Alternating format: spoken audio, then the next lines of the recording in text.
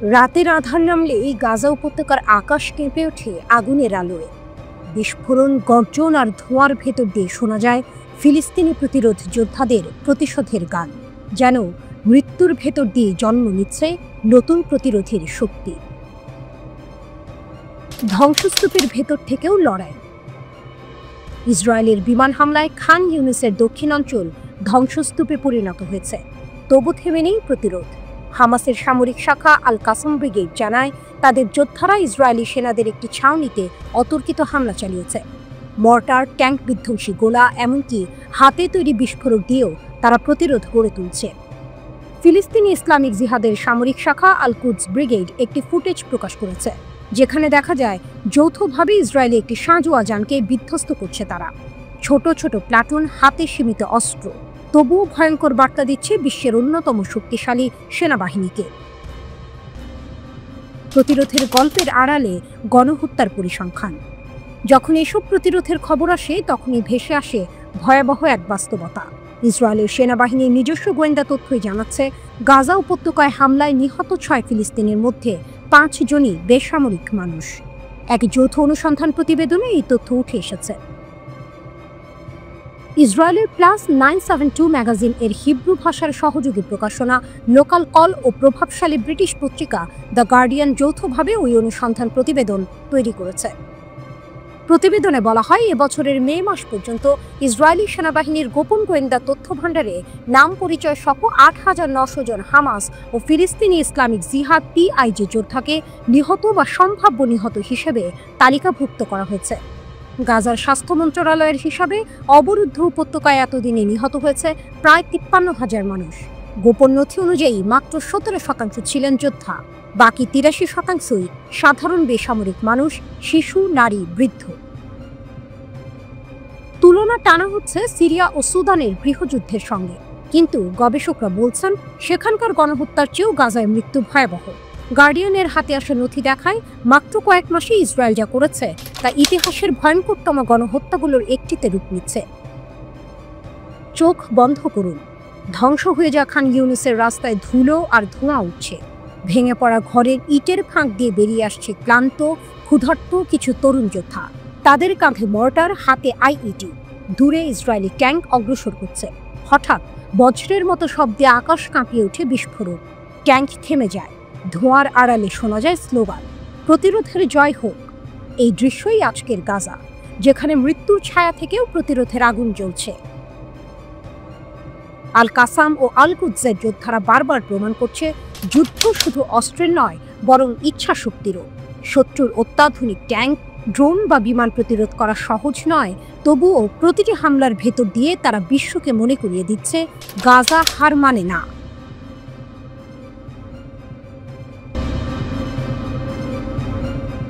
একটি শিশু পৃথিবীতে চোখ মেলে, কিন্তু জন্মের সঙ্গে সঙ্গে কপালে বসে গেল এক অভিশাপ, গাদ্দার। হ্যাঁ, এটাই উত্তর কোরিয়া, এক দেশ যেখানে অপরাধ শুধু কাজ নয়, অপরাধ হলো চিন্তাও।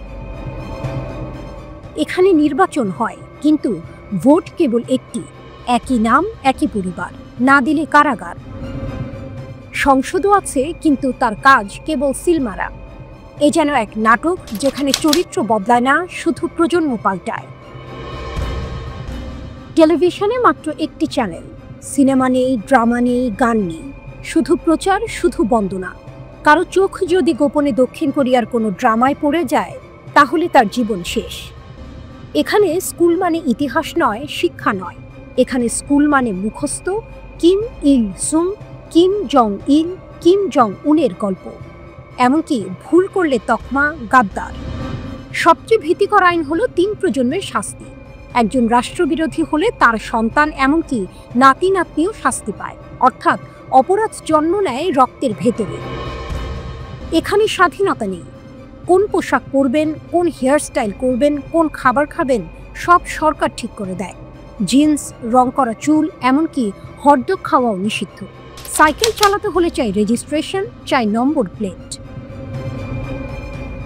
ধর্ম এখানে শুধু প্রদর্শনী। গির্জা আছে, মসজিদ আছে, কিন্তু কেবল দেখানোর জন্য। যে মানুষ সত্যিকারের প্রার্থনা করবে, তার গন্তব্য শ্রম শিবির। আজ যখন পৃথিবী লিখছে 2025, নর্থ কোরিয়া লিখছে 113। তাদের সময় শুরু হয়েছে কিম ইল সুং এর জন্ম থেকে। সময়, স্বাধীনতা, জীবন সবকিছু কেবল এক পরিবারকে ঘিরে। উত্তর কোরিয়ায় একটি অদ্ভুত ক্লাস সিস্টেম রয়েছে, যার নাম হলো সংগুন। জন্ম থেকেই এই সিস্টেম একজন মানুষের জীবন নির্ধারণ করে। এর 3টি ভাগ: কোর, ওয়েভারিং এবং হোস্টাইল। কোর হলো কিম পরিবারের প্রতি সবচেয়ে অনুগত এবং তাদের সেরা চাকরি এবং সুযোগ সুবিধা দেয়া হয়। হোস্টাইল হলো সেই সব মানুষ যাদের পূর্বপুরুষরা সরকারের বিরুদ্ধে ছিল। এই শ্রেণীর মানুষদের কোনো সুযোগ সুবিধা দেয়া হয় না। উত্তর কোরিয়ার মানুষের জীবন সবসময় সরকারের কড়া নজরে থাকে। প্রতিটি অ্যাপার্টমেন্ট এবং বাড়িতে সরকারি গুপ্তচররা নজর রাখে। এমনকি আপনার চিন্তা করার জন্যও আপনাকে শাস্তি পেতে হতে পারে। অর্থাৎ যদি আপনি সরকারের বিরুদ্ধে কিছু ভাবেন এবং তা কোনোভাবে ফাঁস হয়ে যায়, তাহলে আপনি সরাসরি জেলে যাবেন। এই দেশ এক সিনেমা, যেখানে শুরু থেকে শেষ পর্যন্ত স্ক্রিপ্ট লেখা এবং প্রতিটি শিশুর জন্ম যেন এক পূর্ব নির্ধারিত চরিত্র। কেউ শাসকের দাস, কেউ আজীবনের গাদ্দার। রাত যতই গভীর হোক, তেহরানের আকাশ যেন সবসময় পাহারায় থাকে। কেউ জানে না কোথায় লুকানো আছে ডজন ডজন ক্ষেপণাস্ত্র, কোথা থেকে উড়াল দেবে শত শত ড্রোন। ইরান এখন এমন এক প্রতিরক্ষা বলয় গড়ে তুলেছে যা শুধু ইসরায়েল নয়, পুরো পশ্চিমা বিশ্বকে ভাবনায় ফেলেছে। প্রতিরক্ষার নকশা। ইরানের সামরিক শক্তি এক কথায় রহস্যময়। ভেতরের চিত্র কেউ স্পষ্ট জানে না, কিন্তু বাইরে থেকে দেখা যায় দেশটি দিন দিন প্রতিরক্ষায় সর্বোচ্চ শক্তি অর্জন করছে। আকাশ প্রতিরক্ষা ব্যবস্থার আধুনিকায়ন থেকে শুরু করে হাইপারসনিক ব্যালিস্টিক ক্ষেপণাস্ত্র, এমনকি আত্মঘাতী ড্রোন, সবকিছুতেই এগিয়ে যাচ্ছে তেহরান। মধ্যপ্রাচ্যে ইসরায়েল যখন প্রতিনিয়ত হামলা আর আগ্রাসনের হুমকি ছড়াচ্ছে, তখন ইরান দাঁড়িয়ে আছে শক্ত কণ্ঠে। এক অদৃশ্য ঢালের মতো তাদের প্রতিরক্ষা বলয় আজ ইহুদিবাদীদের সামনে ভয়ঙ্কর প্রতীক। অস্ত্র ভাণ্ডারের গোপন রহস্য। প্রেস টিভির প্রতিবেদনে বলা হয়েছে, ইরানের অস্ত্র ভাণ্ডারে এখন শুধু সাধারণ ক্ষেপণাস্ত্র নয়, ভূগর্ভস্থ 4টি গোপন কেন্দ্র ভরা আছে হাজার হাজার ড্রোন আর ব্যালিস্টিক মিসাইল দিয়ে। যে কোনো মুহূর্তে আঘাত হানতে প্রস্তুত এই ভাণ্ডার। সশস্ত্র বাহিনীর প্রধান মেজর জেনারেল আব্দুর রাহিম মুসাভি এক ভাষণে বলেছেন, যুদ্ধের চিত্র প্রতিনিয়ত বদলায়, আর সেই বদলের সঙ্গে তাল মিলিয়েই আমাদের সমর কৌশল গড়ে তুলতে হবে। উদীয়মান হুমকি থেকে রক্ষার একমাত্র পথ শক্তিশালী প্রতিরক্ষা। নিষেধাজ্ঞা ভেঙে এগিয়ে যাওয়া। যুক্তরাষ্ট্র আর ইউরোপ বারবার নিষেধাজ্ঞা দিয়েছে, ইরানকে থামানোর চেষ্টা করেছে, কিন্তু আশ্চর্যজনকভাবে তেহরান সেসব ভেঙেই গড়েছে এক গোপন অর্থনৈতিক ছক। কেন্দ্রবিন্দুতে আছে চীন ও রাশিয়া। তাদের সাহায্যে জ্বালানি, তেল বাণিজ্য বাড়িয়ে নিয়েছে ইরান। ফলে নিষেধাজ্ঞা যেন উল্টো তাদের শক্তি বাড়িয়েছে। ইসরায়েলের ভয়। সাম্প্রতিক যুদ্ধগুলোতে ইরানের আধুনিক সমরাস্ত্রই ছিল আসল ঢাল। আকাশে ভেসে বেড়ানো ড্রোন আর গোপন ক্ষেপণাস্ত্রের ভয় ইসরায়েলকে নতুন করে হিসাব কষতে বাধ্য করেছে। বিশ্লেষকরা বলছেন, আজকের ইরান আর 10 বছর আগের ইরান নয়। এখনকার ইরান এক আঞ্চলিক শক্তি, যার আকাশে প্রতিরক্ষার বলয় ভেদ করা প্রায় অসম্ভব। একজন বৃদ্ধ গ্রামবাসী হয়তো দাঁড়িয়ে আছেন পাহাড়ের ঢালে দাঁড়িয়ে।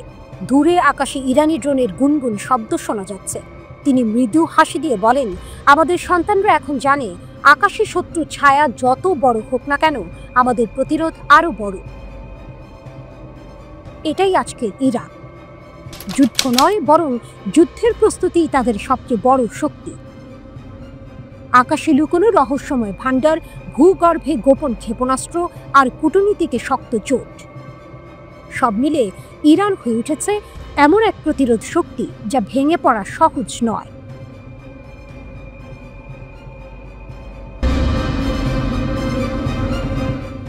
শনির দশা নেমেছে আমেরিকার আকাশে। দুনিয়ার সবচেয়ে শক্তিশালী সামরিক শক্তি মার্কিন যুক্তরাষ্ট্র, কিন্তু তাদের ভরসার যুদ্ধবিমানই আজ পরিণত হচ্ছে ধ্বংসের খেলায়। ভার্জিনিয়া উপকূল, স্থানীয় সময় সকাল 10টা।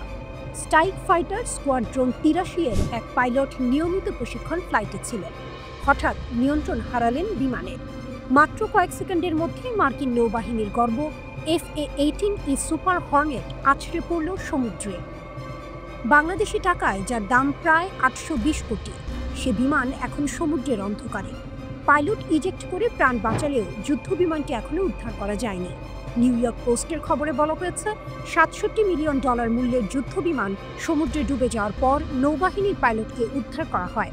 প্রায় 90 মিনিট পরে অনুসন্ধান ও উদ্ধার অভিযানের পর জীবিত উদ্ধার হন তিনি। শুধু এই একটি নয়, গত 10 মাসে এ নিয়ে 6টি সুপার হর্নেট হারালো মার্কিন নৌবাহিনী। এর আগে গত এপ্রিলে একটি যুদ্ধ বিমান USS হ্যারি এস ট্রুম্যান রণতরী থেকে ছিটকে পড়ে সাগরে তলিয়ে যায়। শনি যেন কেবল আমেরিকায় থামেনি, মালয়েশিয়ার কুয়ান্তান বিমান ঘাঁটিতেও একই ট্র্যাজেডি। একটি FA-18D হর্নেট উড্ডয়নের সময় হঠাৎ আগুন ধরে যায়। বিস্ফোরিত হয়ে রানওয়েতে ভেঙে পড়ে বিমানটি। সৌভাগ্যক্রমে 2 পাইলট ইজেক্ট করে বেঁচে যান। নৌবাহিনীর মুখপাত্র লেফটেন্যান্ট জ্যাকি পরাশর জানান, স্ট্রাইক ফাইটার স্কোয়াড্রন 83 এর নিয়মিত প্রশিক্ষণ ফ্লাইটের সময় বিমানটির নিয়ন্ত্রণ হারান পাইলট। তিনি সঙ্গে সঙ্গে ইজেক্ট করেন এবং পরে উদ্ধারকর্মীরা তাকে সমুদ্র থেকে নিরাপদে বের করে আনেন। কিন্তু প্রশ্ন হলো, এত উন্নত প্রযুক্তির যুদ্ধবিমান হঠাৎ করে কেন ভেঙে পড়ছে? FA-18 সুপার হর্নেট 2 ইঞ্জিন বিশিষ্ট একটি মাল্টি রোল ফাইটার জেট, যুদ্ধক্ষেত্রের জন্য তৈরি এক দানব। আকাশ থেকে আকাশে কিংবা আকাশ থেকে মাটিতে সব ধরনের হামলায় সক্ষম। ম্যাক 1.8 গতিতে ছুটে যেতে পারে। কেবল যোদ্ধা নয়, গোয়েন্দা ও প্রতিরক্ষাতেও সমান শক্তিশালী। তবু বাস্তবতা ভিন্ন। গত 1 বছরে এই শক্তির প্রতীক পরিণত হয়েছে দুর্বলতার চিহ্নে। প্রশিক্ষণ কিংবা দুর্ঘটনা, কারণ যাই হোক, এখন প্রশ্ন উঠছে, মার্কিন সামরিক বাহিনী কি প্রযুক্তিগত ত্রুটির শিকার, নাকি অভিশপ্ত দশায় গ্রাস করছে তাদের আকাশ? যুদ্ধ বিমানগুলো হারিয়ে যাচ্ছে সমুদ্রের অতল গহ্বরে, কিন্তু এর প্রতিধ্বনি বেজে উঠছে পৃথিবীর প্রতিটি সামরিক ঘাঁটিতে। বিশ্বের সুপার পাওয়ারও যে কখনো হোঁচট খেতে পারে, এই দুর্ঘটনাগুলোই তার প্রমাণ।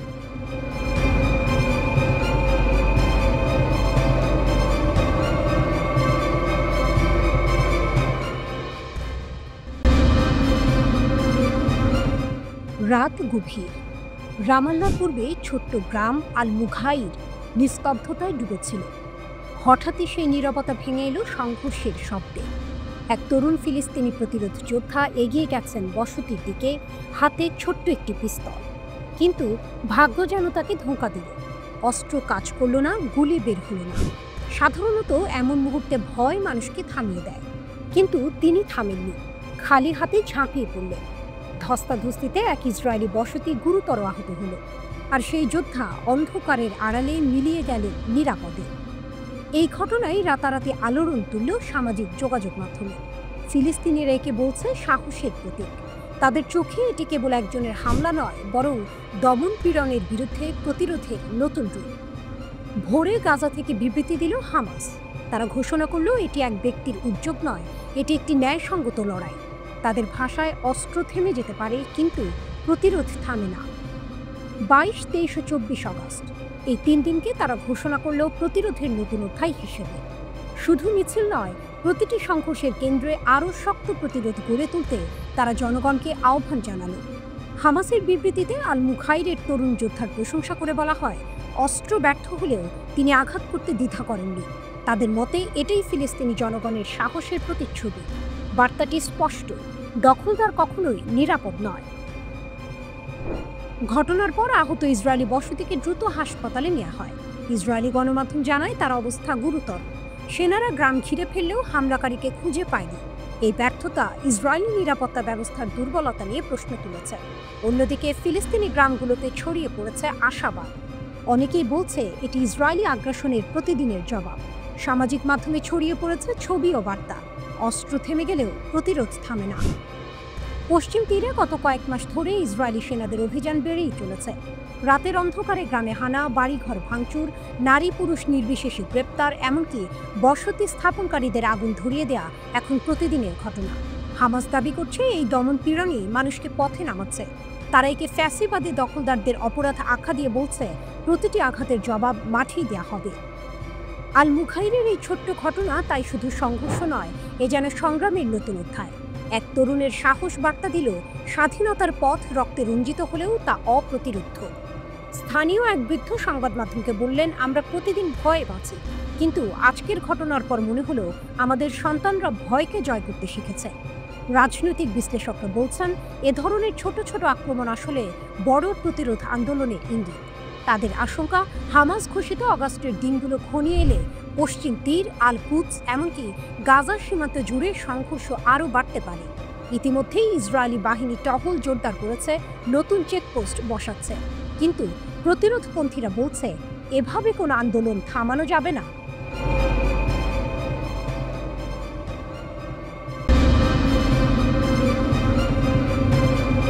রাতের আকাশে যখন তেহরানের আলো ঝলমল করছে, তখনই দেশটির শক্তিমান নেতারা এক অদৃশ্য অস্থিরতা টের পাচ্ছেন। কারণ তাদের খুব কাছেই আঁকা হচ্ছে এক নতুন নীল নকশা। নাম দেওয়া হয়েছে করিডোর। কাগজে এটি শান্তির প্রতীক হলেও ইরানের চোখে এটি ছদ্মবেশী ষড়যন্ত্র। এই করিডোর নাকি যুক্ত করবে আজারবাইজান আর্মেনিয়া হয়ে তুরস্ককে। পরিকল্পনাটি এসেছে যুক্তরাষ্ট্রের হাত ধরে, আর পেছনে বলা হচ্ছে ডোনাল্ড ট্রাম্পের ছায়া। কাগজে কলমে অর্থনৈতিক পথ, কিন্তু তেহরানের ভাষায় এটি হবে ভাড়াটে সৈন্যদের কবরস্থান। ইরান স্পষ্ট জানিয়ে দিয়েছে, তাদের সীমান্তের এত কাছে মার্কিন উপস্থিতি কোনোভাবেই বরদাস্ত করা হবে না। শুধু তাই নয়, প্রয়োজনে এই করিডোর গঠনের চুক্তিও ভেস্তে দেওয়ার হুঁশিয়ারি দিয়েছে তারা। তেহরানের ভয়, করিডোর বাস্তবায়ন হলে আর্মেনিয়া ও ককেসাস অঞ্চল থেকে ইরান কার্যত বিচ্ছিন্ন হয়ে পড়বে। আর ঠিক সেই জায়গায় সম্ভাব্য শত্রু শক্তি, মার্কিন বাহিনী স্থায়ী আসন গেড়ে বসবে। এই হুমকির মাত্র একদিন পরই তড়িঘড়ি করে আর্মেনিয়ায় উড়ে গেলেন ইরানের প্রেসিডেন্ট মাসুদ পেজেশকিয়ান। রাজধানী ইয়েরেভানে বসে আর্মেনিয়ার প্রধানমন্ত্রী নিকোল পাশিনিয়ানের সঙ্গে বৈঠক করলেন তিনি। বৈঠক শেষে পাশিনিয়ান আশ্বাস দিলেন, এই করিডোরের পূর্ণ নিয়ন্ত্রণ থাকবে আর্মেনিয়ার হাতে। কোনো তৃতীয় দেশ, বিশেষ করে যুক্তরাষ্ট্র, এখানে প্রভাব বিস্তার করবে না। আর্মেনিয়ার রাস্তায় নিরাপত্তা নিশ্চিত করবে আর্মেনিয়ার সেনারাই। তবে পাশিনিয়ান এটাও স্পষ্ট করেছেন, এই করিডোর হবে দুই দেশের অর্থনৈতিক দিগন্ত উন্মোচনের নতুন দরজা। দক্ষিণ আর্মেনিয়া দিয়ে তৈরি এই পথ আজারবাইজানকে যুক্ত করবে নাখচিভান এক্সক্লেভের সঙ্গে। দক্ষিণ আর্মেনিয়া দিয়ে তৈরি এই পথ আজারবাইজানকে যুক্ত করবে নাখচিভান এক্সক্লেভের সঙ্গে, আর সেখান থেকে সরাসরি পৌঁছাবে তুরস্কে। যুক্তরাষ্ট্র হাতে নেবে উন্নয়ন কাজ, যার মাধ্যমে তেল, গ্যাস ও অন্যান্য সম্পদ রপ্তানির সুযোগ আরও বেড়ে যাবে। এখানেই টুইস্ট, ইরানের চোখে এ যেন অর্থনৈতিক করিডোর নয়, বরং সামরিক ঘাঁটি গড়ার গোপন চক্রান্ত। তাই প্রেসিডেন্ট পেজেশকিয়ান কেবল আর্মেনিয়াতেই থামলেন না, সোজা চলে গেলেন বেলারুশে। রাশিয়ার ঘনিষ্ঠ এই মিত্রের সঙ্গে দাঁড়িয়ে তিনি দিলেন কঠিন বার্তা। মিনস্কে বেলারুশের প্রেসিডেন্ট আলেকজান্ডার লুকাশেস্কুর সঙ্গে বৈঠক শেষে দুই নেতা একসঙ্গে বললেন, পশ্চিমা শক্তির হস্তক্ষেপ আর সহ্য করা হবে না। শুধু তাই নয়, সামরিক সহযোগিতা জোরদার করার সিদ্ধান্তও নিলেন তারা। এ যেন স্পষ্ট সংকেত, ইউক্রেন যুদ্ধের উত্তাপে যখন ইউরোপ পশ্চিমা সম্পর্ক তেতে উঠেছে, তখন তেহরান দেখিয়ে দিল তারা একা নয়। রাশিয়া, বেলারুশ, ইরান, তিন দেশের ঘনিষ্ঠতা নতুন শক্তি সমীকরণের জন্ম দিতে পারে। তেহরানের বার্তা এখন গর্জে উঠছে একটাই, করিডোরের নামে কোনো ছলচাতুরি নয়। যদি যুক্তরাষ্ট্র সীমান্ত ঘেঁষে দাঁড়ায়, তবে সেটাই হবে তাদের জন্য নতুন যুদ্ধভূমি। ইরানের কূটনীতি সবসময়ই আঞ্চলিক শক্তির ভারসাম্য ধরে রাখার লড়াই, আর এবার তারা স্পষ্ট করেছে এই ভূমি তাদের। দখল বা ঘেরাওয়ের যে কোনো চেষ্টা শেষ হবে প্রতিরোধের আগুনে।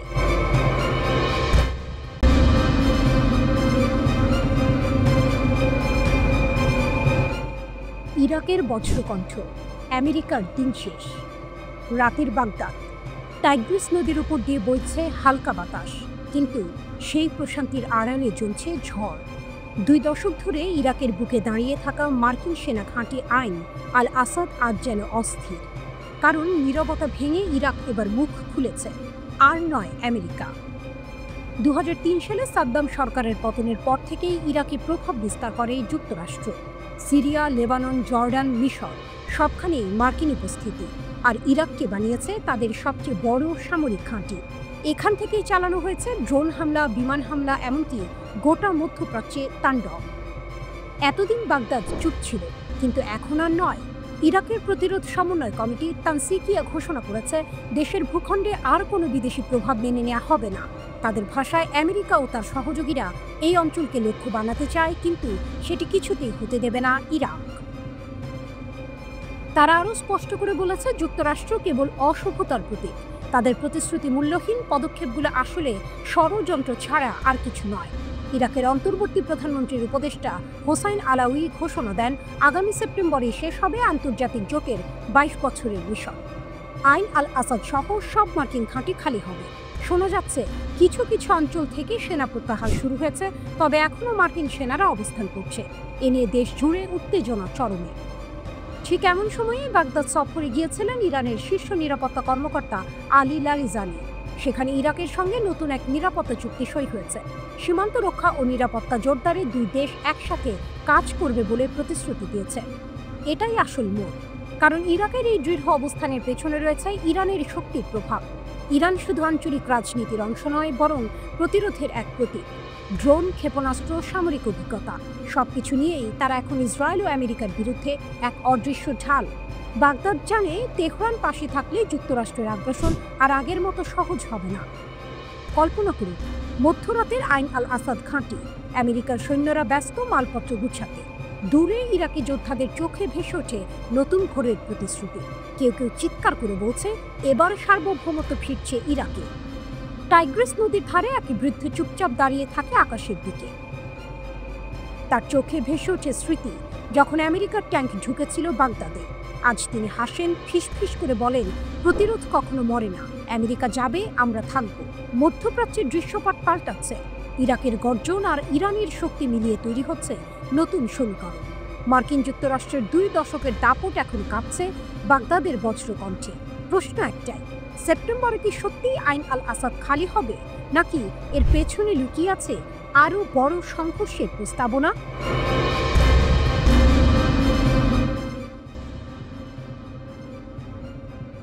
মধ্যপ্রাচ্যের আকাশে আবারও ধ্বনিত হলো বজ্রধ্বনি। ইসরায়েলের সঙ্গে রক্তক্ষয়ী সংঘাত শেষ হওয়ার মাত্র কয়েক সপ্তাহ পরেই ইরান নামল নতুন সামরিক মহড়ায়। নাম দেওয়া হয়েছে sustainable power 1404। Gulf of Oman এবং উত্তর ভারত মহাসাগরে শুরু হওয়া এই মহড়ায় আগুনের ঝলকানি, বিস্ফোরণ আর গর্জনের মধ্যে দিয়ে যেন ইরান ঘোষণা দিল, আমরা আছি, আমরা প্রস্তুত।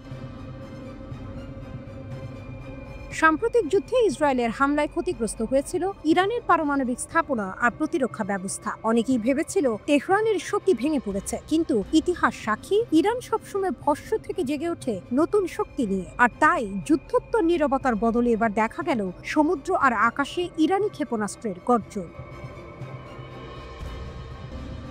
ইরানি রাষ্ট্রীয় টেলিভিশন জানায়, মহড়ায় অংশ নেওয়া যুদ্ধ জাহাজগুলো থেকে একযোগে ছোড়া হয়েছে ক্রুজ মিসাইল। ড্রোন উড়েছে আকাশে, টহল দিয়েছে সমুদ্রে, আর নিশানা করেছে পানির ভেতর লুকিয়ে থাকা কাল্পনিক শত্রু জাহাজকে। প্রধান আকর্ষণ ছিল ইরানের নতুন প্রজন্মের ক্ষেপণাস্ত্র।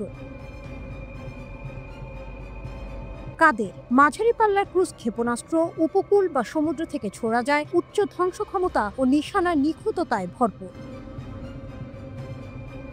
গাদি দীর্ঘ পাল্লার রাডার এড়াতে সক্ষম ভয়ঙ্কর এক জাহাজ বিধ্বংসী মিসাইল। নাসির দ্রুত আঘাত হানতে সক্ষম শক্তিশালী সমুদ্র ক্রুজ ক্ষেপণাস্ত্র। এসব ক্ষেপণাস্ত্র গাইডেড মিসাইল ক্রুজার জেনেভে এবং ডেস্ট্রয়ার সাবালান থেকে একযোগে নিক্ষেপ করে সমুদ্রের লক্ষ্যবস্তুতে নিখুঁতভাবে আঘাত হানে। বিশ্লেষকদের ভাষায় এটি শুধু মহড়া নয়, বরং যুদ্ধোত্তর সময়ের এক শক্তিশালী বার্তা।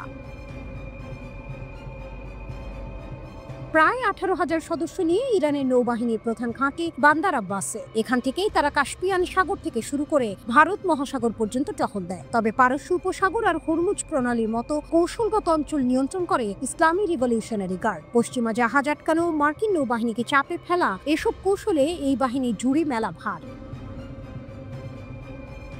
মহড়ার সময় ব্যবহার করা হয়েছে শুধু ক্ষেপণাস্ত্র নয়, ভূপৃষ্ঠের জাহাজ, বিমান ইউনিট, উপকূলীয় প্রতিরক্ষা ব্যবস্থা এবং আধুনিক ইলেকট্রনিক যুদ্ধ ইউনিটও।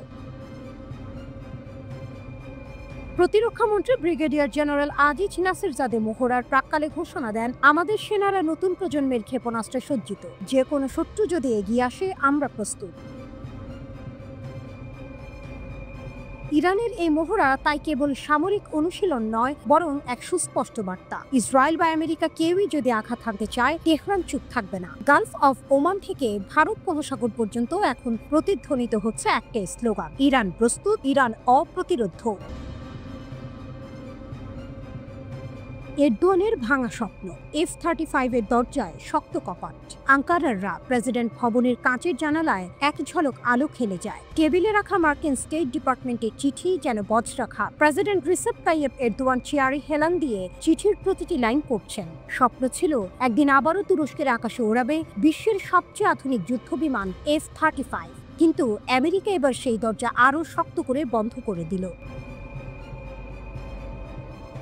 তুরস্ককে F-35 কর্মসূচি থেকে বের করে দেওয়া হয়েছিল 2019 সালে, কারণ এরদোয়ান রাশিয়া থেকে কিনেছিলেন S-400 air defence system. NATO মিত্ররা বলেছিল এই রুশ প্রযুক্তি হাতে থাকলে নাকি ফাঁস হয়ে যেতে পারে ন্যাটোর গোপন সামরিক রহস্য। তখন থেকেই শুরু এরদোয়ানের লড়াই, কখনো দর কষাকষি, কখনো হুমকি, আবার কখনো সমঝোতার চেষ্টা, কিন্তু হোয়াইট হাউস নড়েনি এক চুলো। সম্প্রতি আঙ্কারা নতুন করে ওয়াশিংটনের সঙ্গে আলোচনা শুরু করেছিল। মনে হচ্ছিল হয়তো F-35 এর দরজা আবার খুলতে পারে, কিন্তু অগাস্টের মাঝামাঝি স্টেট ডিপার্টমেন্টের চিঠি এসে সব আশা ধুলোয় মিশিয়ে দিল। 20 অগস্ট কংগ্রেসম্যান ক্রিস পাপাস ও অন্যদের উদ্দেশ্যে লেখা সেই চিঠিতে স্পষ্ট বলা হয়, আমাদের অবস্থান অপরিবর্তিত। তুরস্ক যদি S-400 রাখে তবে কোনোভাবেই F-35 প্রকল্পে ফেরত আসতে পারবে না। চিঠিতে যুক্তরাষ্ট্র আরও সতর্ক করে বলেছে, F-35 শুধু যুদ্ধবিমান নয়, এটি আমেরিকার প্রতিরক্ষা ও গোয়েন্দা সম্পদের মূল অংশ, আর তুরস্কের হাতে রুশ প্রযুক্তি থাকা মানেই সরাসরি ঝুঁকি।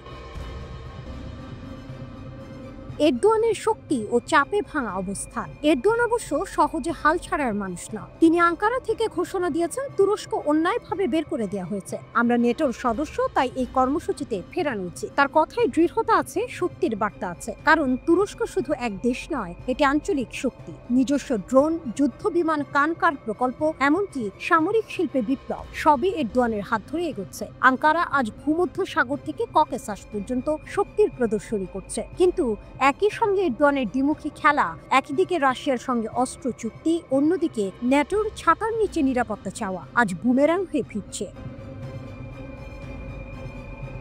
রাজনৈতিক ঝড়, এই প্রত্যাখ্যান শুধু কূটনৈতিক অপমান নয়, বরং তুরস্কের সামরিক স্বপ্নে এক বড় আঘাত। বিরোধীরা ইতিমধ্যে সরব, এরদোয়ানের ভুল নীতি দেশের প্রতিরক্ষা স্বার্থকে বিপদে ফেলছে। আন্তর্জাতিক মহল প্রশ্ন তুলেছে, আঙ্কারা কি এবার আরো ঘনিষ্ঠ হবে রাশিয়ার দিকে, নাকি চাপের মুখে পড়ে S-400 সরাতে বাধ্য হবে?